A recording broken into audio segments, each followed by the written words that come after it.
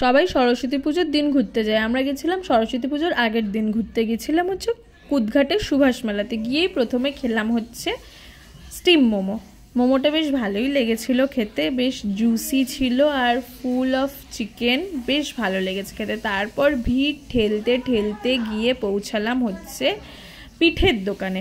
পিঠের দোকানে আমরা খেলাম হচ্ছে রসবড়া। রসবড়াটা খুব একটা ভালো লাগেনি খেতে, খুব কড়া ছিল, মানে মিষ্টিও বেশি, সেরকম ভালো লাগেনি খেতে। আমি বনুরা খেয়েছিলাম। তারপরে আমরা যেটা খেলাম সেটা হচ্ছে জিলিপি। মেলাতে যাবো আর জিলিপি খাবো না, এটা তো কখনো হতে পারে না। আমরা জিলিপি কিনলাম, জিলিপিটা বেশ গরম ছিল, দারুণ লাগছিল খেতে। তারপর আমরা একটু বেলুন ফাটালাম, মানে এখানে বন্ধুদের মনে টিপটা কি থাকে আমি জানি না, জীবনে যেই বেলুনটা মানে লক্ষ্য করবো এই বেলুনটা জীবনে ফাটাতে পারবো না।